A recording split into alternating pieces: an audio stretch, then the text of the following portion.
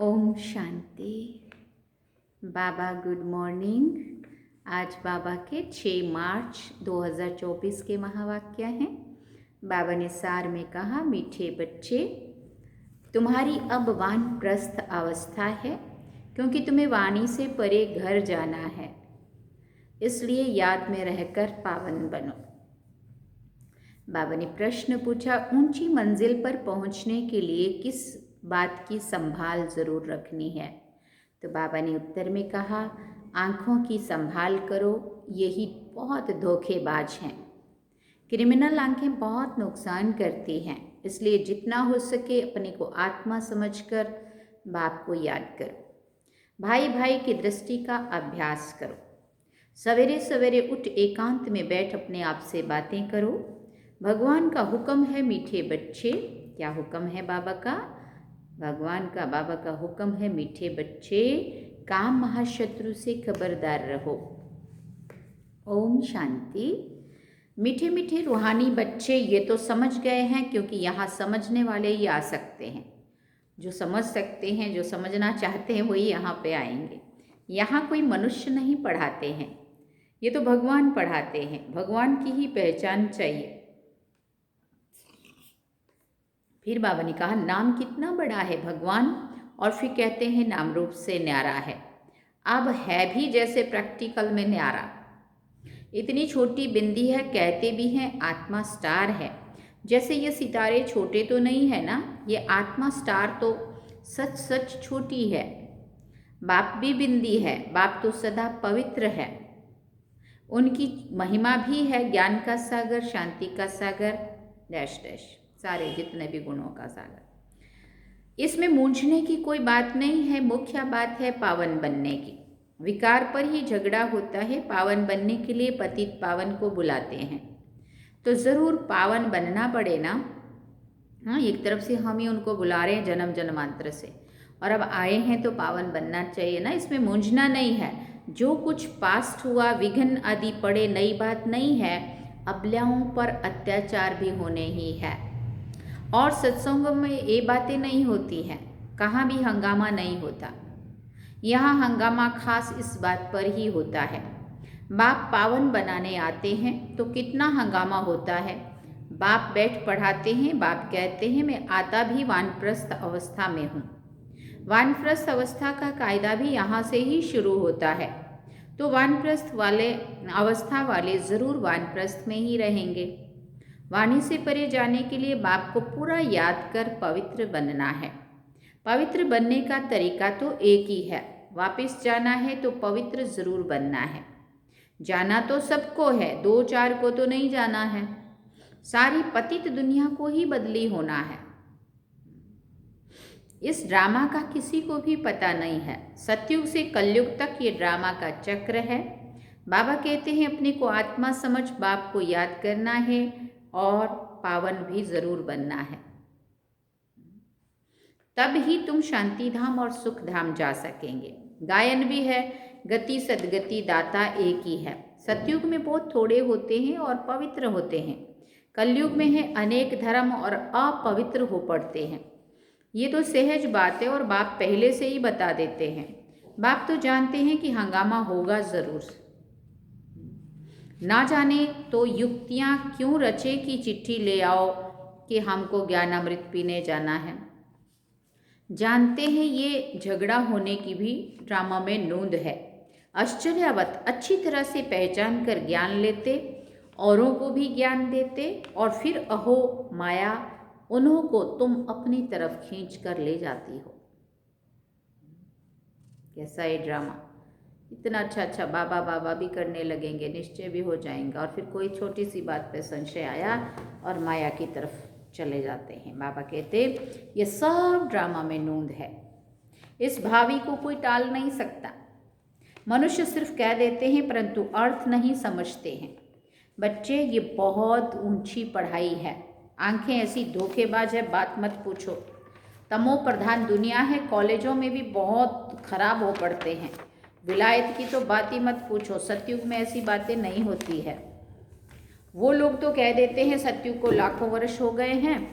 बाबा कहते हैं कल तुमको राज्य भाग्य देकर गए थे, सब कुछ गंवा दिया है। लौकिक में भी बाप कहते हैं इतनी तुमको मिल्कियत दी, सब गंवा दी। ऐसे भी बच्चे निकल पड़ते हैं जो धक से मिल्कियत को उड़ा देते हैं। माँ बाप का जो दिया हुआ है तुरंत उसको ख़त्म कर लेते। बेहद का बाबा भी कहते हैं कि मैं तुमको कितना धन दे कर गया, कितना तुमको लायक विश्व का मालिक बनाया था, अब ड्रामानुसार देखो तुम्हारा क्या हाल हो गया है। वही तुम मेरे बच्चे हो ना? फिर पूछा कितने तुम धनवान थे। ये है बेहद की बात जो तुम बच्चे ही समझते हो। एक कहानी है ना, रोज कहता था शेर आया, परंतु शेर आता नहीं था। सुनाते हैं ना वो कहानी। एक दिन सच सच शेर आ गया। तुम भी कहते हो मौत आया कि आया, तो कहते हैं ये तो रोज कहते, विनाश तो होता ही नहीं है। कब से बोल रहे हैं, बोला ये तो विनाश होना है, विनाश होना, होता तो नहीं है। लेकिन एक दिन ऐसा ठका होगा जो उसके लिए पूर्व तैयारी तो चाहिए ना। बाबा ने कहा बहुत काल का अभ्यास चाहिए। इसलिए वो बहुत काल का अभ्यास बाबा कराना चाहते, लेकिन हम समझते हैं कि बाबा तो ऐसे ही बोल रहा है, लेकिन सच होना ही है, ये भी हम सब जानते ही। बाबा ने कहा अब तुम जानते हो एक दिन विनाश होना है ज़रूर, और वो भी अभी अति समीप है। उनकी फिर कहानी बना दी है। बेहद का बाप कहते हैं उन्हों का दोष नहीं है, कल पहले भी ऐसा ही हुआ था। 5000 वर्ष की बात है। बाबा ने तो बहुत बार बोला है, ये भी तुम लिखते रहो कि 5000 वर्ष पहले भी हूबहू ऐसा म्यूजियम खोला था भारत में देवी देवता धर्म की स्थापना करने। एकदम क्लियर लिखो तो आकर समझें। बाबा आया हुआ है, बाबा का वर्षा है ही स्वर्ग की बादशाही। भारत स्वर्ग था, पहले पहले नई दुनिया में नया भारत हेवन था। हेवन सो हेल, ये बहुत बड़ा बेहद का ड्रामा है, इसमें सब पार्टधारी हैं। 84 जन्मों का पार्ट बजाए अब फिर हम वापस जाते हैं। पहले हम मालिक थे, फिर कंगाल बने, अब फिर बाबा की मत पर चलकर मालिक बनते हैं। तुम जानते हो हम श्रीमत पर कल्प कल्प भारत को स्वर्ग बनाते हैं। पावन भी जरूर बनना है, पावन बनने के कारण अत्याचार होते हैं। बाबा बच्चों को समझाते तो बहुत है, फिर बाहर जाने से बेसमझ बन पड़ते हैं, भूल जाते हैं। आश्चर्यवत सुनंती कथंती, बाबा ने कहा ज्ञान देवंती, ज्ञान भी देते हैं सबको, सुनते भी है, कहते भी हैं, सुनाते सबको हैं। अहो मम माया, वैसे का वैसा बन जाते हैं और ही बदतर। काम विकार में फंसे और गिरे। शिव बाबा इस भारत को शिवालय बनाते हैं, तो बच्चों को भी पुरुषार्थ करना चाहिए ना। ये बेहद का बाबा बहुत मीठा है। अगर सबको पता पड़ जाए तो ढेर के ढेर आ जाए। सही में अगर भगवान आ चुका है और इनके वहाँ है, अगर ये बात सबको पता चल जाए, सब ढेर के ढेर सब यहीं भागेंगे। पढ़ाई चल ना सके, पढ़ाई में तो एकांत चाहिए।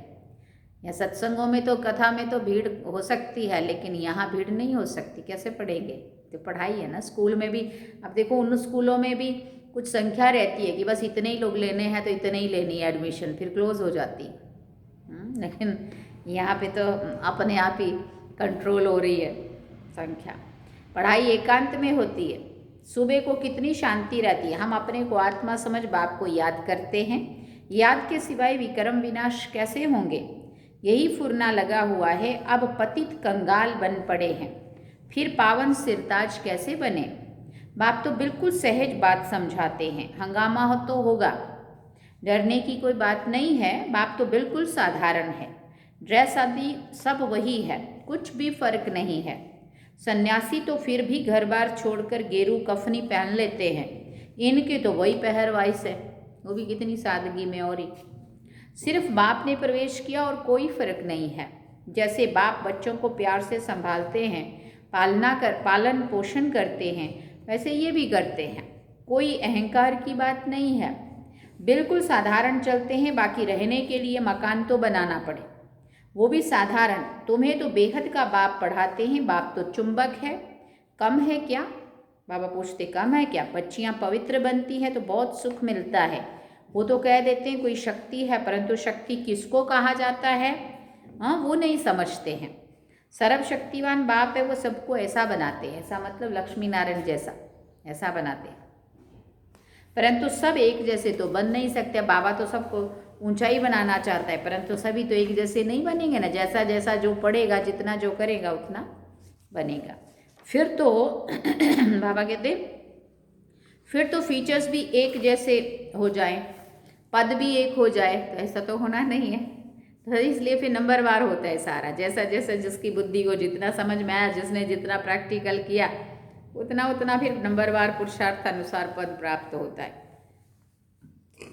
फिर बाबा ने कहा ये तो ड्रामा बना हुआ है, 84 जन्मों में तुमको ही 84 फीचर्स मिलते हैं जो कल्प पहले मिले थे, वही फीचर्स मिलते रहेंगे, इसमें फर्क नहीं हो सकता। कितनी समझने और धारण करने की बातें हैं। विनाश तो जरूर होना है, विश्व में शांति अभी तो हो नहीं सकती, आपस में लड़ते रहते हैं, मौत तो सिर पर खड़ा है। ड्रामानुसार एक आदि सनातन देवी देवता धर्म की स्थापना, बाकी धर्मों का विनाश होना है। एटॉमिक बॉम्ब्स भी बनाते रहते हैं, नेचुरल कैलामिटीज भी होंगी, बड़े बड़े पत्थर गिरेंगे जो सब मकान आदि टूट पड़ेंगे। सोचो, बड़े बड़े पत्थर गिरेंगे, कितना भी मजबूत मकान बनावे, फाउंडेशन पक्का बनावे, परंतु रहना तो कुछ भी नहीं है। सोचो जरा वो सीन कैसा होगा। वो समझते हैं अर्थक्वेक में भी गिर ना सके, परंतु कहते हैं कितना भी करो, 100 मंजिल बनाओ, परंतु विनाश तो होना है जरूर। ये कुछ भी नहीं रहेंगे। ये तुम बच्चे यहाँ आए हो स्वर्ग का वर्षा पाने, विलायत में देखो क्या लगा पड़ा है।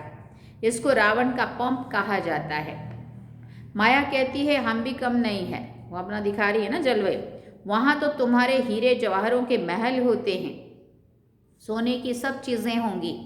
वहाँ तो दूसरा तीसरा माड़ा, मतलब मंजिल बनाने की ज़रूरत नहीं है। ज़मीन पर भी खर्चा नहीं लगता, वो भी इतनी अच्छी प्लेन होगी, उसमें भी फाउंडेशन डालने में और ऐसे जैसे नहीं वो लेवलिंग करने में खर्चे होते हैं, कितना भरान करना पड़ता है ना, क्या करना पड़ता है, ऐसा नहीं होगा। सब कुछ अच्छा से होगा, इजी से होगा, और मटेरियल भी इजीली अवेलेबल होगा, सब मौजूद रहता है। तो बच्चों को यहाँ बहुत पुरुषार्थ करना चाहिए, सबको पैगाम देना है। अच्छे अच्छे पंडे बच्चे आते हैं रिफ्रेश होने के लिए, ये भी ड्रामा में नोंद है। फिर भी आएंगे, इतने सब पता नहीं इन सब को फिर देखूंगा व नहीं। देखो बहुत सारे लोग आते हैं ना, फिर वो दूसरी बार नहीं दिखेंगे, मतलब सारे आश्चर्यवत सुनंती कथंती भागंती हो जाते हैं ना, फिर जैसे भी थोड़ा थोड़ा भी आगे बढ़ने लगते हैं जैसे। तो बाबा कहते पता नहीं इनसे सब आ रहे हैं, इनको सब फिर देखूंगा कि नहीं, ये सब ठहर सकेंगे व नहीं, क्योंकि ऐसा ज़रूरी नहीं एक झाड़ पे जितने भी पेड़ पे लगे फल फूल वो सारे ही टिकने हैं लास्ट तक, पकने तक तो वैसे भी कितने तूफान आते, कितने जीवड़े कीड़े लग के कीटाणु चीज़ें सड़ जाती है, गिर जाती है, तूफान से टूट जाती है ना, क्या क्या होता है। तो बाबा कहते ऐसे ही यहाँ पे भी आए तो ढेर के ढेर, आश्चर्यवत भागंती हो गए। लिखते हैं बाबा हम गिर गए, अरे की कमाई सारी चट कर दी, फिर इतना ऊंच चढ़ नहीं सकेंगे। ये है बड़े ते बड़ी अवज्ञा। वो लोग ऑर्डिनेंस निकालते हैं फलाने टाइम पर कोई भी बाहर ना निकले, नहीं तो शूट कर देंगे। बाप भी कहते हैं विकार में जाएंगे तो शूट हो जाएंगे, अपने आप ही शूट हो जाएंगे, करना ही नहीं पड़ेगा किसी को कुछ। भगवान का हुक्म है ना, खबरदार रहना। आजकल गैस आदि की ऐसी चीज़ें निकाली है जो मनुष्य बैठे बैठे फट से खलास हो जाएंगे। ये सब ड्रामा में नोंद है, क्योंकि पिछाड़ी में हॉस्पिटल आदि भी नहीं रहेंगे। झट आत्मा एक शरीर छोड़ दूसरा लेती है, दुख कलेश आदि सब छूट जाता है। वहाँ कलेश आदि तो होता ही नहीं, आत्मा स्वतंत्र है। जिस समय पर आयु पूरी होती है तो शरीर छोड़ देती है। वहाँ काल होता नहीं है, रावण ही नहीं तो काल फिर कहाँ से आएगा। रावण के दूत है, भगवान के नहीं। भगवान के बच्चे तो बहुत प्यारे हैं। बाप कभी बच्चों का दुख सहन कर ना सके। ड्रामानुसार कल्प का 3 हिस्सा तुम सुख पाते हो। बाप जो इतना सुख देते हैं तो उनकी श्रीमत पर चलना चाहिए ना। ये अंतिम जन्म है, बाप कहते हैं गृहस्थ व्यवहार में रहे अंतिम जन्म में पवित्र बनना है। बाप की याद से ही विक्रम विनाश होंगे। जन्म जन्मांतर के पाप सिर पर हैं।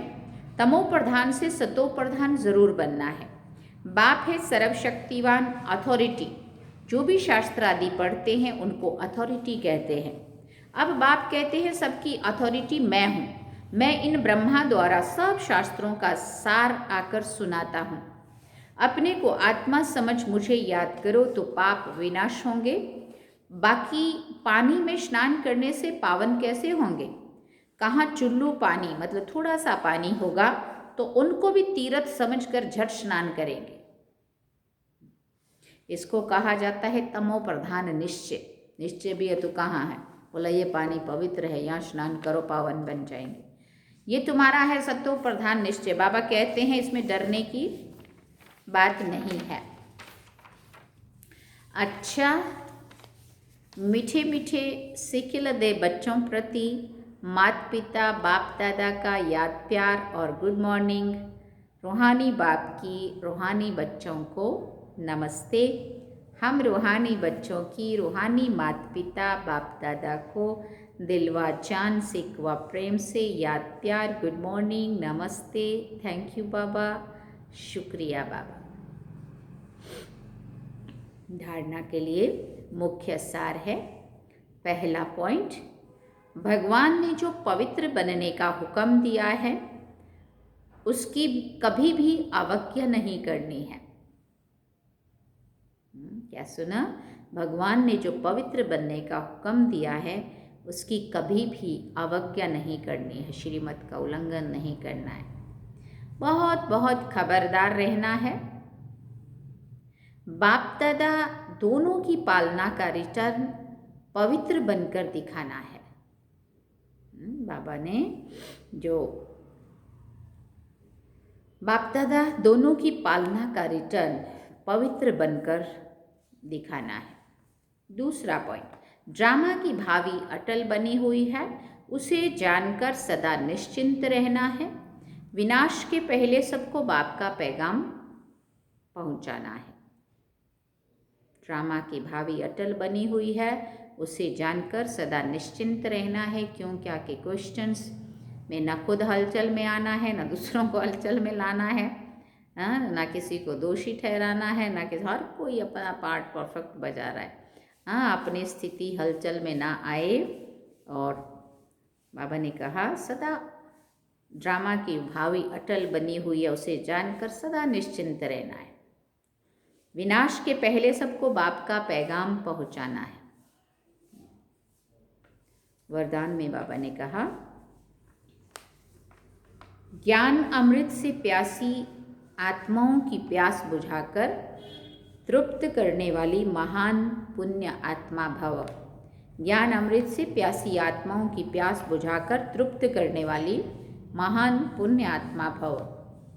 किसी प्यासे की प्यास बुझाना ये महान पुण्य है।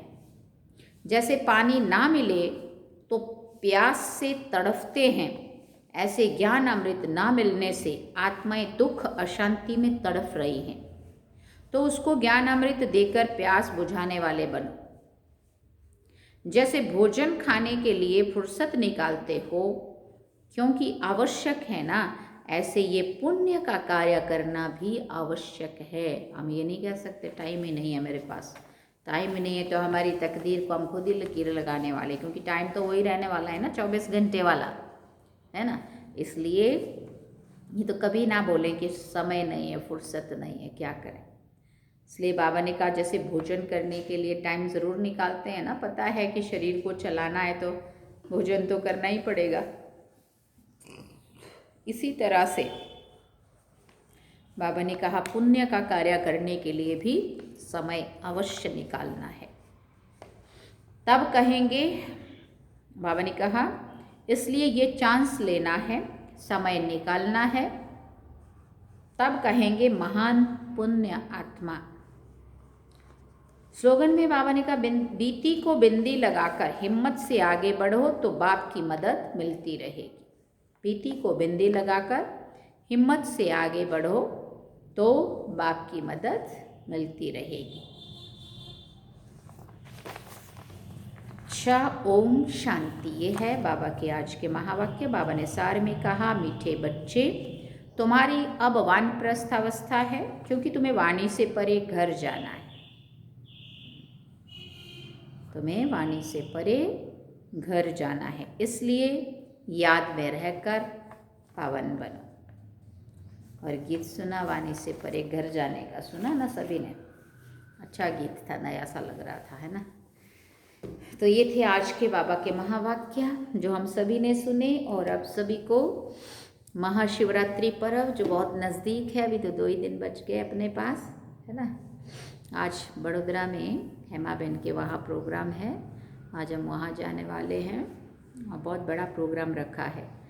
वडोदरा वालों को सेवा करना बहुत इजी है, क्योंकि वडोदरा में पार्टी प्लॉट, बहुत बड़ा पार्टी प्लॉट उन्होंने, बहुत जो उसका मालिक है ना पार्टी प्लॉट का, उन्होंने, सुरेश भाई कुछ नाम है उनका, उन्होंने पार्टी प्लॉट तो दिया ही दिया, सारा सामान भी अंदर है, वो भी यूज़ कर लो, पार्टी प्लॉट का भी कोई किराया नहीं, और ऊपर से बोला ब्रह्मा भोजन जितनों को कराना है वो मेरी तरफ से करा दो। और कितना इजी है वो सेवाएं, है ना? इसलिए काश इस एरिया में भी हमें ऐसा सहयोग किसी का मिलता। हम तो फराज खाना सोच रहे हैं कैसे होगा।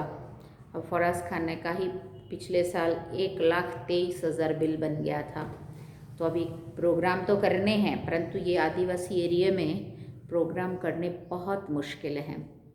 बाकी तो कार्य बाबा का है, और हमने भी अभी 10 तारीख को रखा है, आज 6 तारीख हो गई, लेकिन फ़राज खाने का ही अभी तक हमें पता नहीं है। और फ़राज खाने का बहुत पैसा लेते हैं लोग, तो हॉल में इतने लोग आते नहीं, हमें बहुत सारा बड़ा करना है, 6 गुना ज़्यादा इस हॉल में अगर 70-80 कुर्सियाँ वगैरह लगाते हैं, इसलिए 100 की कैपेसिटी है, बट ऐसे नीचे बैठना हो तो 100, बाकी बाहर ही करना पड़ता है।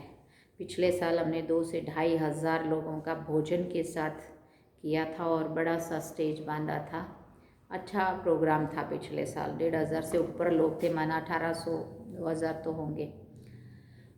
लेकिन अभी वो ताकत नहीं समझ में आ रही है कि बाबा कैसे कराएगा, है ना?